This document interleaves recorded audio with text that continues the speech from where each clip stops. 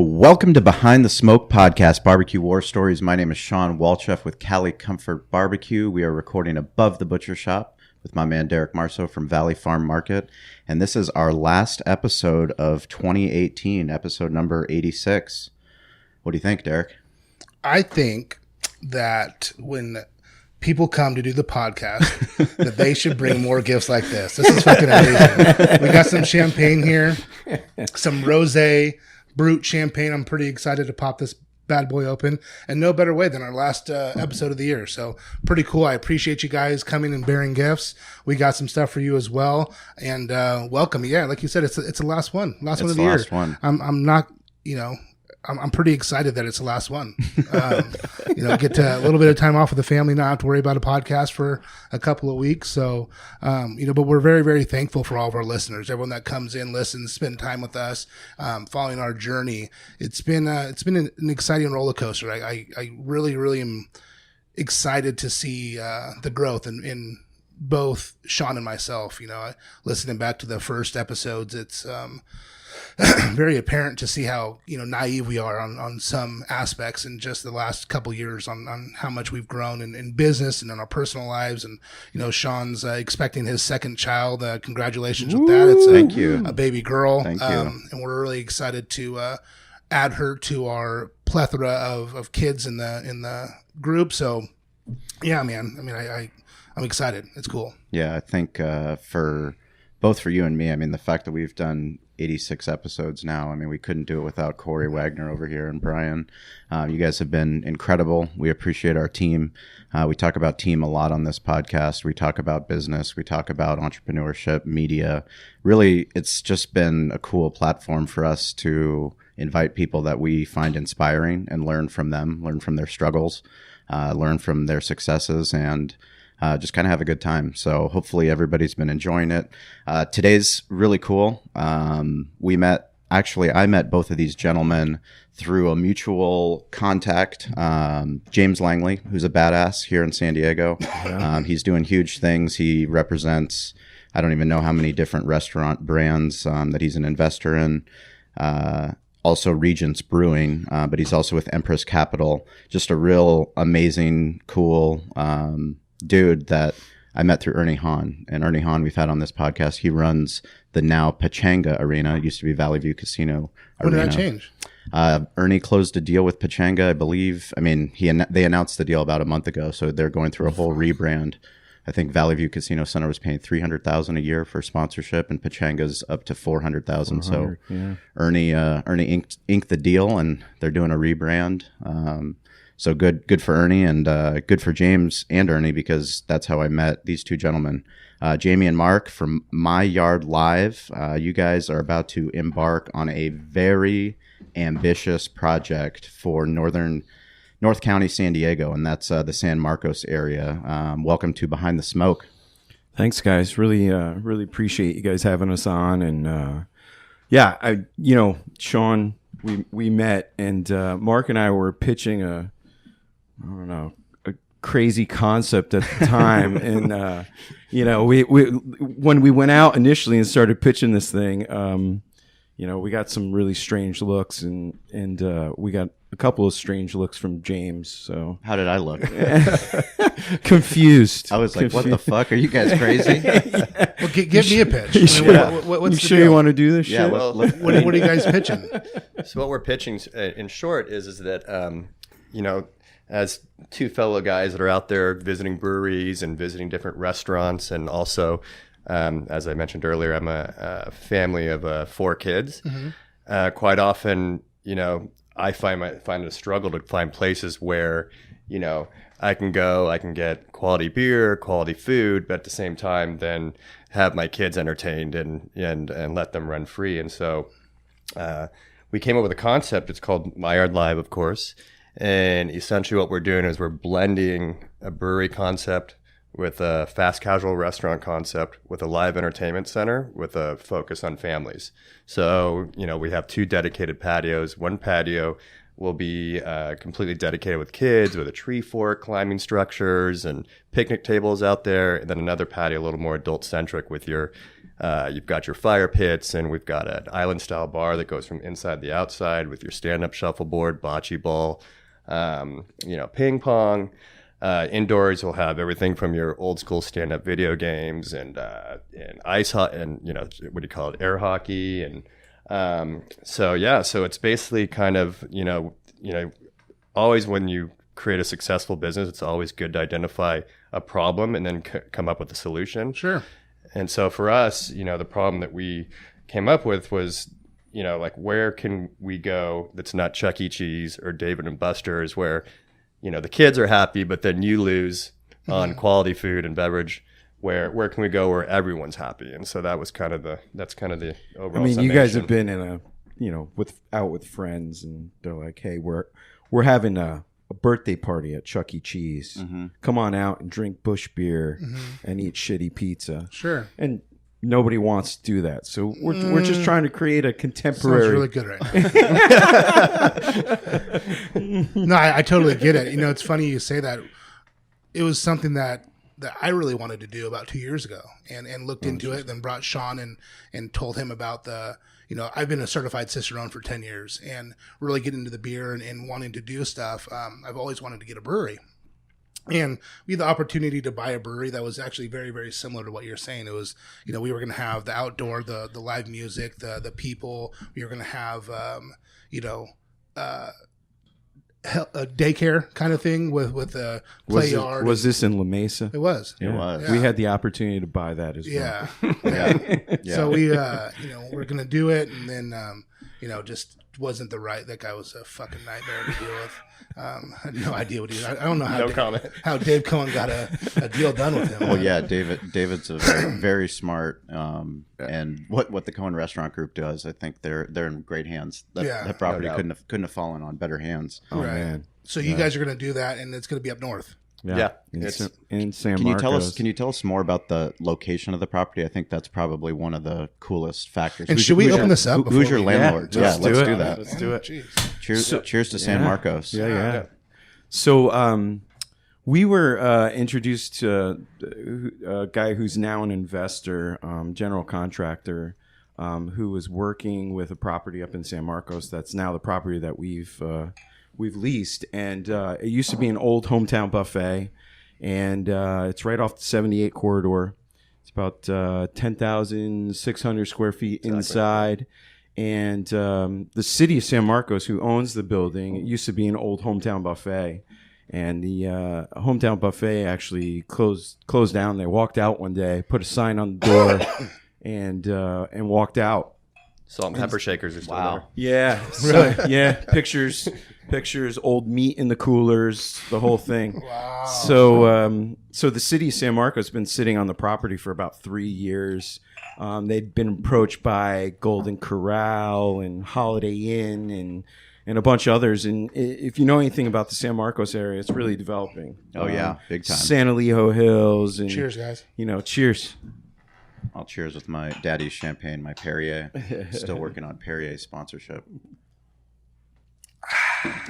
So the city of San Marcos has been sitting on it, and the city council has been wanting them to go out and find a concept that spoke more to their demographic, kind of younger families, developing something more contemporary, more Wait, are cool. you saying there's a city in San Diego County that is actually proactively trying to do something good for their community? I don't believe that. There's people on a council that are actually doing good things for their community. Yeah, that is amazing. Even news. so, that's breaking news. Breaking news. Breaking It's not news fake over news. here. Breaking news. Wow. They actually sat. Yeah, as I said, they sat on the property for about 3 years, and to kind of find the right concept to bring in. Because they wanted food. They wanted food. They wanted a brewery. The story goes back in the day, they lost Stone, right? So Stone originally started in San Marcos, moved to Escondido. Mm-hmm. Apparently, the feel was they lost a great opportunity, which is obvious. Sure. And they've been looking for that ever since. Mm-hmm. And so they wanted to bring in a brewery first, family restaurant, but not a chain. not a Fridays, not a Golden Corral, something cooler, something contemporary, something that speaks more to the families out there. Something more craft, because that's where the whole industry is going right now. Exactly. Well, and they're, Exactly. San Marcos is unique by the way that they're in the real estate business. So they actually own, they're landlords, you know, but what's unique about this situation for us is that they're not approaching this as a landlord lessee relationship. They're approaching this as a partnership. And so when when they had said, when the city council said we're looking for a brewery restaurant concept, when we approached them and provided them with our plan, they were like, this is what we want on steroids. So Wow. So now, did you have an agent to represent you? we had a commercial broker. You did have a commercial broker. Yeah. And do you guys have live entertainment? We do. And how is that with your permitting? Do you guys have any restrictions, and what's the deal with that? Because I know that's a nightmare to deal with in San Diego. Yeah, and again, we've just been super fortunate. The city we throw things at them all day long, and they've just agreed to it. Open arms. And there's an issue with creating outdoor space that's a certain percentage of your indoor space. I mean, it's throughout the county, right? And so we threw at them, hey, we want to create 8,000 square feet on a 10,000 square foot building. What do you think? And they're like, let's make it happen. Nice. Indoor entertainment, outdoor entertainment, the whole thing. So they've been a great city to work with, and the folks up there have been super great to us. So how many barrels are you going to do with your brewery? Have you guys got a head brewer? What are you guys doing? And what are you guys going to go after? Are you guys going to try to do the new, cutting edge hazy stuff? Or are you guys going to do more of a European style? Well, so we're getting a 10 barrel system. Okay. And currently we're modeling ourselves to do about 650 barrels a year. So we're, hopefully being conservative on that front. Sure. As far as a head brewer, we brought on a guy by the name of Pat Korn, who was originally over at Cellar 3. He was the head brewer at Cellar 3, the barrel master at Cellar 3. Sure. So yeah, we're already, Pat's considered very creative when it comes in terms of brewing. Mm-hmm. So yeah, we definitely have some really good. Well, Cellar 3 did a lot of stuff with Brettanomyces, right? Mm-hmm. Didn't they do a lot of sours and different stuff like that? Yeah. So yeah, absolutely. That's, so it's high. It's a high standard to come into San Diego market and to become, the next brewery, right? Yeah, absolutely. I mean, how many breweries are in San Diego County? We're at 120, 180, isn't it? 180. Wow. I mean, 180. Well, I think there's like 30 others that already have permits and plans to open. Already over 200. Yeah. That's incredible. We have some pretty deep resources too on the brewery front. Yeah, I mean, so our big thing is creating, the experience, right? So when we were out shopping this, the question we got was, what makes you different from the other 200 breweries? Because you're out pitching, you're out looking for money, raising capital, and exactly, and pitching partners and the whole thing. And originally we had a pretty lofty goal of about 2.725 million to open. And so, we were out there selling it, and that's the question we got. What makes you different? There's too many breweries, the market's saturated, et cetera, et cetera. And I think that what makes us slightly different is, we're starting from we're not a restaurant brewery. We're actually a community center, a live event center. We're about creating relationships and creating community and doing that whole thing. And by the way, we have great beer and we have great food. Mm-hmm. But really for us, it's about that events and experience, experiential consumerism, right? So people want to create memorable experiences. They don't want to just buy things, right? So you're going to malls, and malls are having shows and bands and stages and parks and the whole thing. And this whole thing's transitioning. So instead of us sitting around a table with an encyclopedia of a menu and the kids are running around underneath the table and the whole thing, what do we want to do? We want to kind of create that experience. So we're doing kind of family style, out on big plates, and people are picking and sharing, and the kids are being kids and running around. But to your point on the beer program, so one of the things we really want to do is, we want to have that quality beer, but at the same time, we want to create the new experience around it. So Pat is working on purees and tinctures and that kind of thing. So this idea of, we can have this wheat beer, But with this wheat beer, what do you want with it? Well, maybe we'll have some organic tangerine puree and a ginger tincture or whatever. So kind of creating that experience around breweries that's slightly different than what's going on right now. Well, and I think to take a couple steps backwards in how the concept came to light was that Jamie and I were at one of the larger breweries, and we were sitting there having a beer, and we were just having kind of an open discussion, and we looked around, and in the corner there was a couple baby gates with some building blocks and a little table, and we're like, wow, that's a poor attempt at trying to get families to come into this brewery. Sure. As well as just like this incredible space, but you're just kind of sitting there drinking a beer, which I love to do, don't get me wrong. The other part of it too is that in our previous lives, Jamie and I owned and operated one of the largest solar powered sound and staging companies in the country. And at the time, both of you two were partners on that? Yeah. And at the time, we had a buddy that owns the Santa Fe Brewing Company up in New Mexico, and he had they do a great job. Yeah, they do a great job, and he had moved his brewery, expanded and moved to a location where he inherited a 1,500 cap outdoor music venue, and he gave us a call and said, Mark, we've got this, huge space, but I don't know how to use it. So we went out there and we actually updated the sound system, and then designed a talent buying program for them, advanced program, and we kind of ran that for a year. So we were booking like Ziggy Marley and Atmosphere, all these big bands. And in that time too, that was kind of the other piece, is like, wow, he's got this brewery here, he's got this live music venue. And so taking those two ideas about looking and seeing, that this place wasn't really, catering to kids, and then also looking at this venue, it was kind of a hybrid of those two ideas that got us to where we're at today. That's pretty cool, because when I was looking at doing a similar concept, it was one of the things that scared me the most was entertainment, because I'm so out of my element on that shit. I don't fucking know anything when it comes. I mean, I can dance, but I can only entertain. You look like you can dance. Right. I can only entertain people for so long. Three song max. And so it was just, scary. And going back to what you said earlier, we talk about it day in and day out. People that run a business that are a transactional business are going to go out of business really, really quick. If you are not creating an experience, you are going to fail. People want that. People talk shit about millennials all the time. Millennials don't want this. They don't. Well, they do, but they want to be a part of something. They want to be a part of a movement. They want to be part of, feeling like people know them. And so if you can create that for them and give them something to be proud of, and give them something like, oh, we're doing this, and that's what they want. So, you guys, I think, got it going because of that whole entertainment experience thing. You got a good brewer, sounds like, that knows what he's doing, and then the food, it's going to pair with it.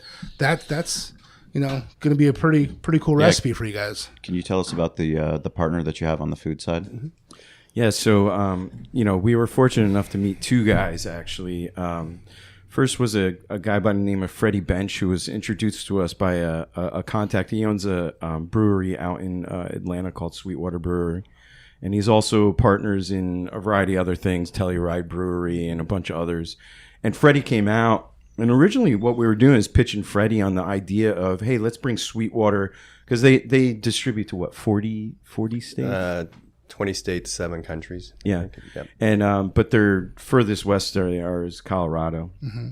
So we were pitching them, hey, let's give you a flag in San Diego, in California.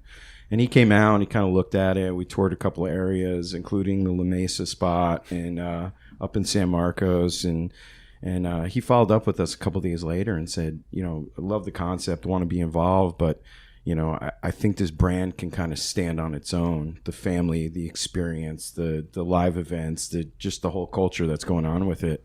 And he said, and by the way, I have a guy that I want to get this in front of. He does some big shit, so he's probably not going to pay attention, but I'd love to get it in front of him. And so he introduced us to a guy by the name of George McKerrow, and George founded Longhorn Steakhouse years and years ago, family business, ended up going public and selling it. And then now he's partners with Ted Turner in Ted's Montana Grill, and they have 40 of those in whatever number of states. And so George flew out and we kind of did the same rigmarole and the whole deal, and talked to him about it, and you know, his comment to us, which kind of resonated with us, and we were still, you know, pretty far off on our fundraising at the time.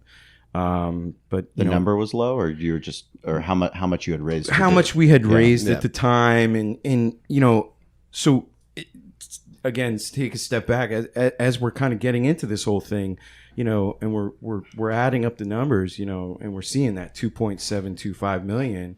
You know, we're like, man, are we going to make this shit happen? Like, as Mark said, we've owned a couple of businesses, and we're in the production world, and worked with some great clients, and ESPN and Disney and the whole thing. And we ended up selling that production company and rolling all of our money into this thing.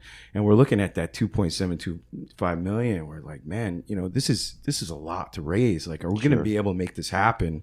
And so as George flew out, and knowing, you know, he was partners with Ted Turner and owned Longhorn Steakhouse, and, you know, just he's pretty iconic in the hospitality industry. And I did some research on him, and it is very impressive. Yeah. He is very impressive. We'd love to have him on Behind the Smoke. And he's about as down to earth whenever he comes into San Diego, we'd love to have him on. Salt of the earth. Next time, yeah. Absolutely. And anyway, yeah, salt of the earth guy, and he came out, and for him to give us, A, fly out and give us the time of day, and B, as we pitched him the idea, he's, you know, his comment to us was, you know, this is where this industry's going. Nobody wants to sit around a table with a menu. Everybody gets their own dish. They eat. Everybody's frustrated when they leave, and the whole deal. This experience-based, letting kids be kids, creating community events, the whole thing. This is where the industry's going, and I want to be a part of it. And Mark and I looked at each other and we're like, holy fuck, like, this guy's this guy's partners with Ted Turner and all these concepts, and he wants to the joke is his only partners are Jamie and I and Freddie and Ted Turner. Ted Turner and his 46 restaurants. Exactly. I just want to meet Jane That's Fonda. his little side hustle. Exactly. So media empire. So we turned around and we're like, you know, this thing's for real. Like, we knew it was a real concept. Like, Freddie got involved, and we're like, holy shit, Freddie's doing some big stuff, and he's involved. But really, when George gave us that kind of pitch, we knew it was real. Well, we were going down the path of not even taking on the food piece. We were thinking more of like a North Park Brewing, where you're brewing, and then you've got Mastiff Sausage Company in there, and that was our first direction. And so we weren't, you know, because, you know, getting into the restaurant business, it's a tough business. You'd have to be some crazy asshole to get into that business. So when we brought George in, that kind of shifted everything. That changed everything. That changed our financial model. That said, okay, now we got to actually reapproach this model as a restaurant brewery concept, and feeling confident about it. I'm happy you guys did that, because no disrespect to the other places that are doing that, it's not going to work. It's not going to work for very long. Yeah. You know, you as an owner, you need to make sure that you're taking pride in every single thing that you're doing. And if you don't have your hands in it, and someone else, they might not share the same vision that you share, and they might not care about the details that you care about. For me, and I know Shawn feels the same way at Cali Comfort, like every little thing I have to make sure is right. And you know, it's very important, because I feel that my consumer deserves that. And, you know, we've been here for 63 years. And the reason I feel like we've been here for that long is because we care. And if you want someone, you know, there's going to be some people that might not share your visions and do different things. There's going to be a little bit of animosity, and this person's not, you know, we got to get you out or get someone new. And if you have that change over, it doesn't make your customer feel that happy. So you guys just kind of, I mean, it sucks and it's hard, and it would be like the same thing if I were to do this. I would be out of my comfort zone doing the entertainment. We can you help guys you. But you guys are out of your comfort zone doing the food. Yeah. But I'm happy you guys are, and you guys got somebody in here that can help you, because it's just going to solidify you guys even more. You know, it's just going to make it that much more like of the experience. Oh, this is, you know, and it's you guys all together, you know, doing it. So good for you.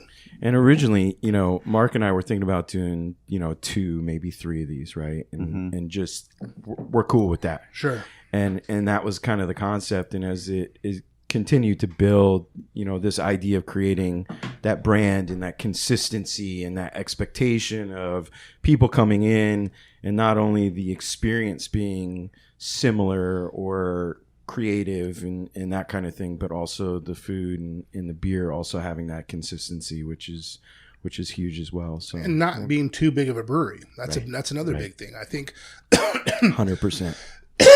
People don't understand that people that are middle of the road for breweries are fucking done. They're going to lose their ass. You have to be small and be nano and sell everything yourself, because that's where your margins are, right? You don't give a fuck about distribution. That doesn't make you any money unless you're big enough to where it cares, where it matters, right? So be small, sell your kegs to yourself, put them on tap, and make sure it's good shit that people want to drink.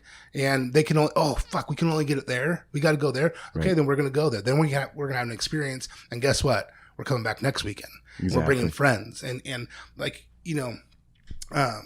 for like Pliny the Elder, it's one of the best IPAs out there, right? Yeah, love it. Vinny can make as much as he wants to, but he chooses not to because it's a supply and demand thing. Like if you can only get so much and you can only get one bottle per person, it just creates that demand. And it's not even out front. Right. And yeah, exactly. And it's going to be the same thing with you guys. If you guys aren't in every single store where they can get it everywhere, right, and you're making fucking tiny margins and having to pasteurize all your beer, making it shelf stable and all that bullshit that actually fucking sucks for beer, you guys can really, really focus on just making good beer, selling it to your consumer, direct to consumer. Your margins are better. That's it. I like the concept. I'll be there. Nice. And hopefully Shawn with his new baby on the way. Oh, my new baby. Yeah. Well, actually, it's a great point you bring up. As we've talked about it earlier on the podcast.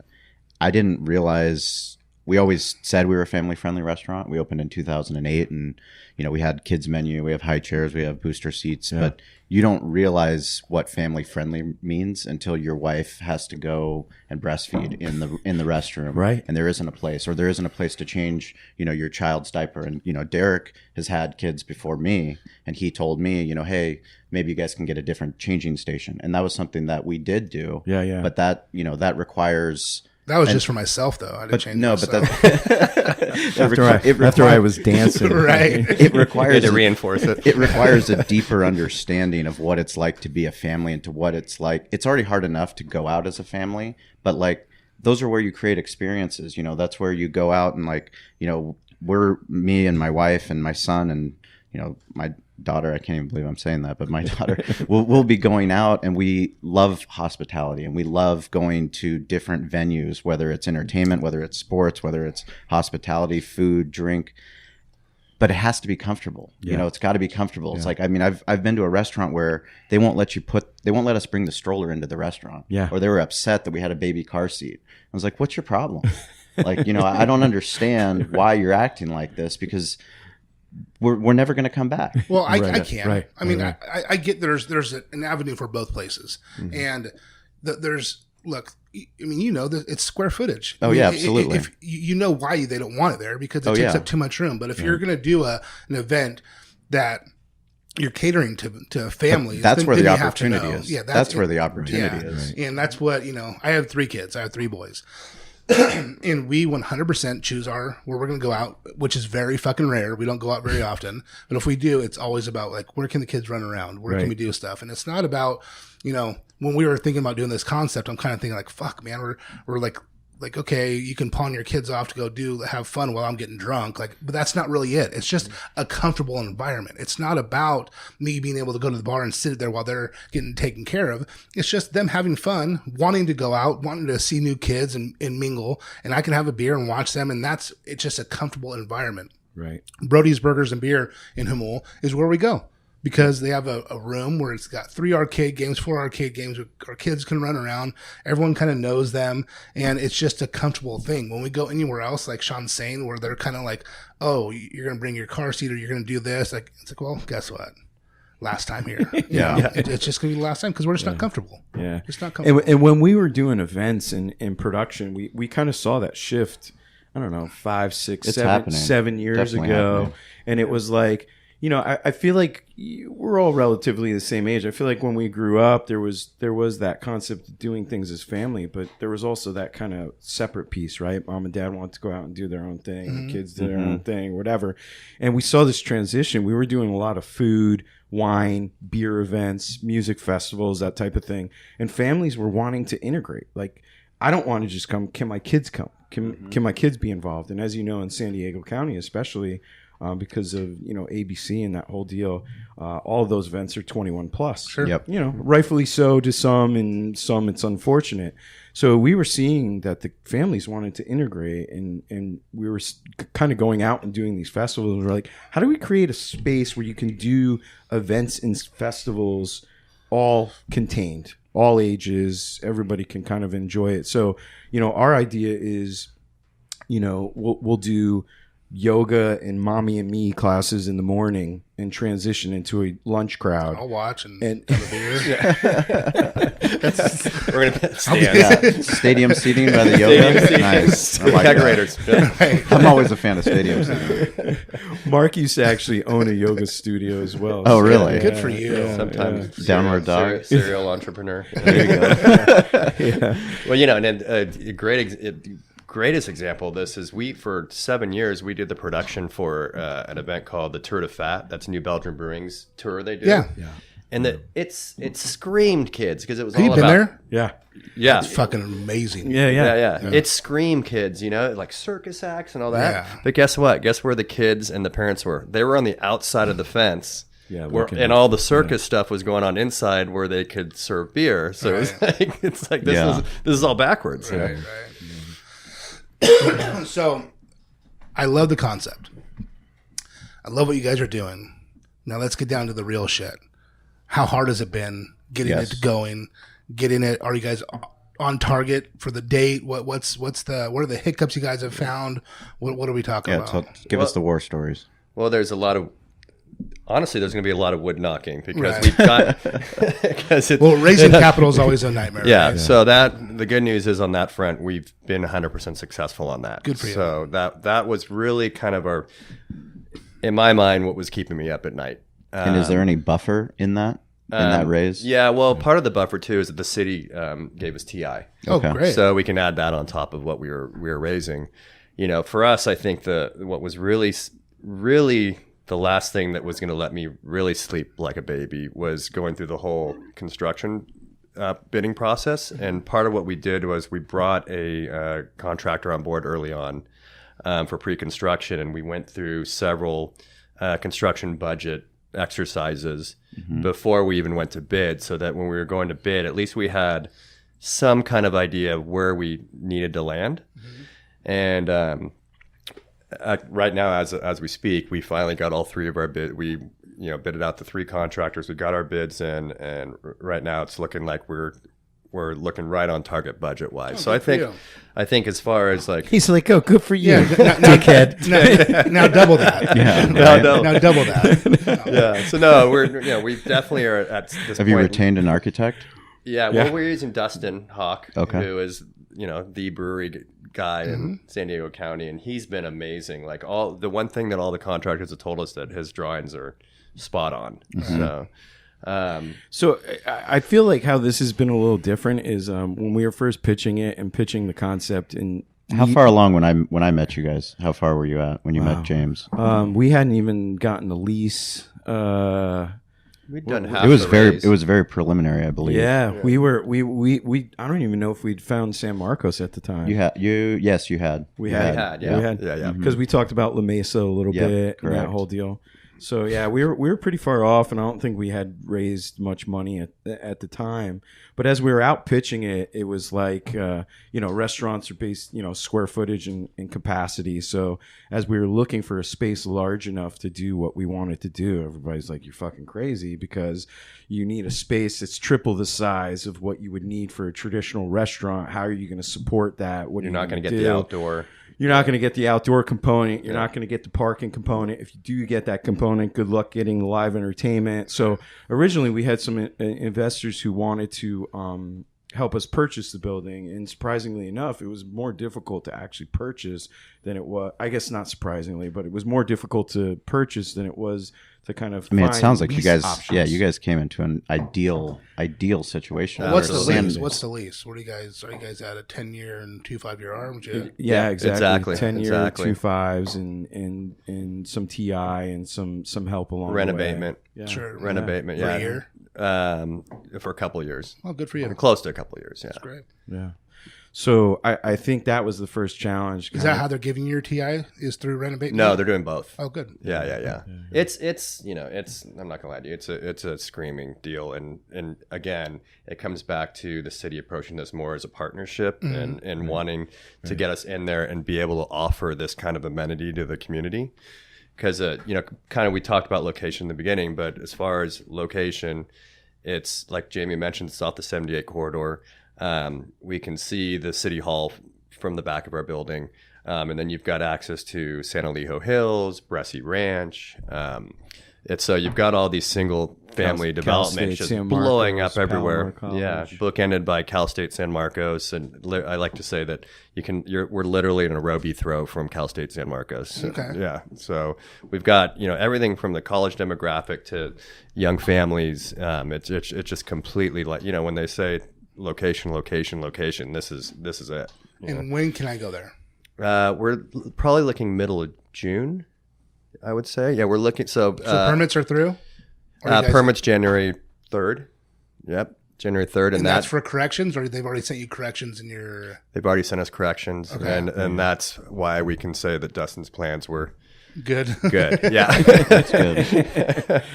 So they sent you the corrections. You should have your final on January 3rd, and you're looking for about a 6-month build out. That's a 17-week. Okay. Yeah. So we actually have exciting news, because part of the reason why we got you guys on was you have an announcement. So anyone that's listening to this podcast, you guys are hiring, correct? Yes. We are. So yeah, as we mentioned, we already brought on our brewer Pat, and we're hiring a culinary manager.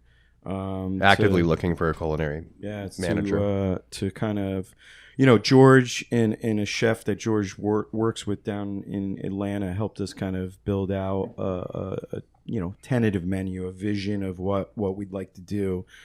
Smoke. And what is that? As I mentioned earlier, we're talking about like really family style, a family style vibe. So we're of course going to be doing smoked meats, shellfish, fish, chicken tenders by the pound, sides that you can kind of add on, and everybody's in the middle of the table kind of picking and creating their plates and kind of doing that. We're trying to create something that's slightly different than what we feel a lot of breweries are doing. The traditional burgers, the goat cheese salads with add your protein and that kind of thing.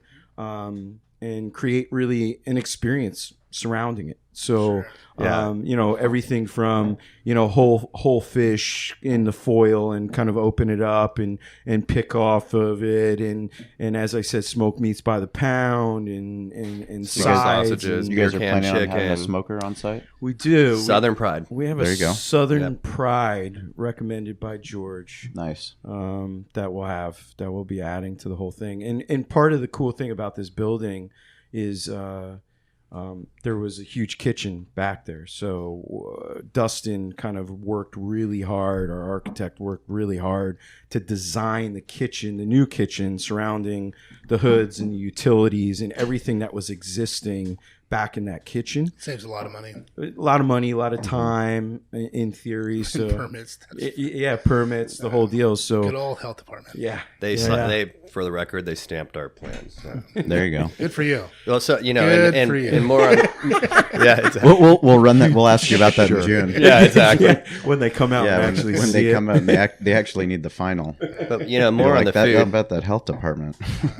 Yeah, we're on the food piece, and I wish George was here because he can really make it sound sexy. No, for sure. Yeah. But for us, it's kind of like I've been using this expression, kind of like choose your own adventure. So it's not like, hey, I'm going to order a plate, and there's my side, there's what I ordered, and they hand that to you. Right. It's more of like Jimmy mentioned, meat, smoked meats by the pound, smoked sausage by the pound, crab by the pound. kind of a la carte and throw it on beer the can fucking chicken, yeah, plate and then 10 different types of vegetables to pick from, and then we'll do really, a few good salads, a few good soups, your bison burger and that kind of deal. So it's, and then one of the other things George really wants to do is kind of bring the whole old school dessert back, where you order your banana split and it comes out with like 6 long spoons, and the whole family's digging into it. There you go. Yeah. So. Breakfast? We're talking brunch. Yeah, but baby steps, like breakfast is a bitch. Yeah, is it? It's great. It's high margins, but it's a bitch. If you don't have a great breakfast crew, like it becomes very complicated. And you have to cross utilize all your items. So if you're really just, I'm sure George knows all this, and but it's you have to be able to use everything you're using for breakfast for your dinners and stuff too, because if not, if you just have just this special thing for breakfast and you're not selling a lot of it, it's going to go bad. And the biggest thing for restaurants is waste. So, you guys will learn that. And they're already learning it. They've been talking to Sydney from RSI. Yeah, our girl exactly. Sydney. Yeah, we just had her on. She's amazing. Yeah, she is great. Yeah, we're excited to work with them. So if you guys need anything, if you guys are, smoking your meats, doing stuff, let us know. If you guys need any help with anything, love it. Feel free to reach out. And we're more than happy to come up and help out in any way we can to help you guys succeed. And, we'll do a meetup with our crews and get everyone out to the shop and have a big powwow and drink some beers and watch some yoga. Absolutely. And for the record, I'm a big green egg owner. Okay. And I know how to use it. Nice. So yeah, if you are listening to this and you think that culinary manager and front of house manager, that's a cool thing, is that there's a lot of cool opportunities that are happening here in San Diego County, and no matter where you are in the world, San Diego, we've got a lot of housing that's being built. So good place to start out, right? Absolutely. San Marcos, yeah. So where do you guys live? So I'm out in Kensington. Okay. Which is a lot of traffic in between Kensington and San Marcos, right? Yeah, we're actually looking to relocate up a little further north to get closer to the concept. I've been in Obetian for 18 years now. But, if we open more than one of these, then we're going to need a central office, and it's, so. That's what he keeps telling him, so. I like driving. He's got a Prius. He's got a Prius. Yeah, I'm ready. Dude, we're opening a store in La Jolla, and that's my. Congrats on that, by the way. Awesome. Thank you. I do not have anxiety about conceptually what we'll do and all that. My anxiety is for the fucking traffic. I just can't. I'm realizing more and more the older I get, I like to be in control, and when I can't, there's variables that I can't control. I'm like, fuck, dude. I just want to make sure that I'll take 45 minutes. Sure, it takes 45 minutes. No problem. I'll schedule it. Or I'm good. I can do my, different interviews, or I can have phone calls or whatever through my travel. It's great. But it's when it takes an hour and 30 minutes and I didn't know. That's when I'm like, I lose my shit, man. I'm not good with that. So I'm sure you guys will have those struggles, but you guys seem a lot more level-headed than I am. Do we really? Yeah. We must be coming off really well today, I guess. Well, you got the East Coast West Coast vibe between Jamie and I, right? So yeah, everything we talk about today will be in the show notes. We'll put links in there to My Yard Live and how you can apply for the position if you're interested in that. Also, following them on social. You guys are gonna start gearing that up, I'm sure. Working on that. Yeah. We're at My Yard Live on Instagram and Facebook and who's running those all accounts? That good stuff. You're looking at them. You're looking at them? Yeah. Well, if you ever need any help, we got some qualified people over here. Oh, beautiful. Yeah. Gonna need a lot of help. I have a feeling. So yeah. Well, Derek and I are so grateful that you guys came down here to spend some time, and everybody that's listened to this podcast. It's crazy that we've come 86 episodes in and closing out 2018. 2019 is going to be a very, very exciting year for Valley Farm, for us, for our listeners, for our family, for your family. And we're going to come up and party in San Marcos. Now you guys gave us a reason to come up there. We do want to give our social shout out. Is there any hotels close? There is, actually, right there. Right next door. Right next door. That's perfect.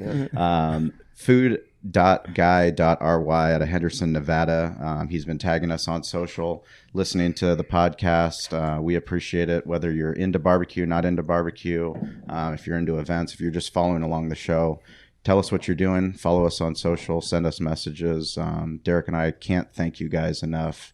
It's really an honor to have anybody listen to what we're talking about. But hopefully you've learned, as we have. I know I've learned a lot this year just by having some incredible people come on. So yeah, and guys, just thanks for giving folks a platform. I mean, it's amazing. I've listened to a few different of the podcasts, and what you guys are doing is great, and thanks we really appreciate you giving us the time to talk about some crazy dreams. Yeah, no, it's one of those things you just, by sharing ideas, people can think no matter where they are in the world that they can do it themselves. And, listening to your story that you guys are out there raising capital. I mean, when I met you guys, I was like, these guys are fucking nuts, but they're the kind of nuts that I like.